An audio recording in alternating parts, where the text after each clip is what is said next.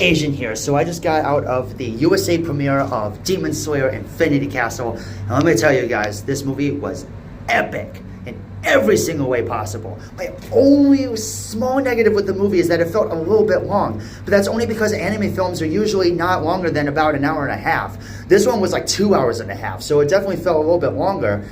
That's about it. It was exciting. Of course, it had all the backstories you look forward to. And just generally speaking, I thought it was a great time. I did end up seeing this in IMAX. Some of the best animation ever. I'll say this about Demon Slayer as an anime. It has some of the best animation of the modern day that we're ever going to see. I truly believe that. Who knows what anime is going to look like 10 fucking years from now. Like, seriously, okay? So Demon Slayer I love as a show. Definitely is very horror-centric, very horror action-centric, of course.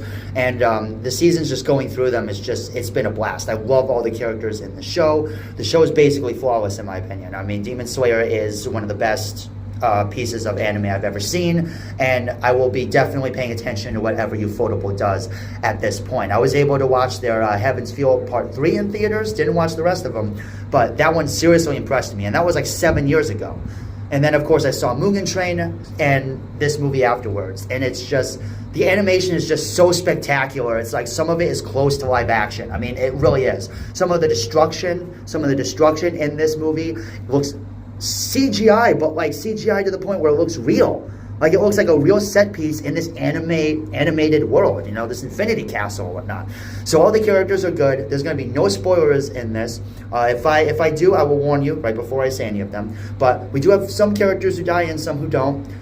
There's about 3 different battles in there, and let me tell you something. The Akaza fight at the end was everything I had hoped it would be. Now, I'd heard that they had animated the show over the last, like, pretty much since Mugen Train came out, and it definitely shows. Earlier on, I could kind of tell it, like, you know, it looked like it was animation that was done maybe 3-4 years ago, and then by the time the Akaza fight and the Zenitsu fight came in, you could tell that the animation had even gradually increased as the movie went on. But no, if you love Demon Slayer, even if you know what's going to happen in this movie, I obviously highly recommend you check it out.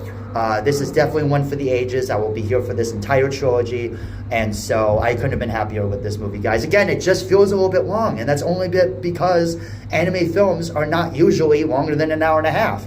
This one was 2 hours and a half. I could feel it, but it didn't hurt my experience at all. But it is something that happened. But anyway, I love this movie, guys. Highly recommend you check it out. That's all I got for this one. Asian out.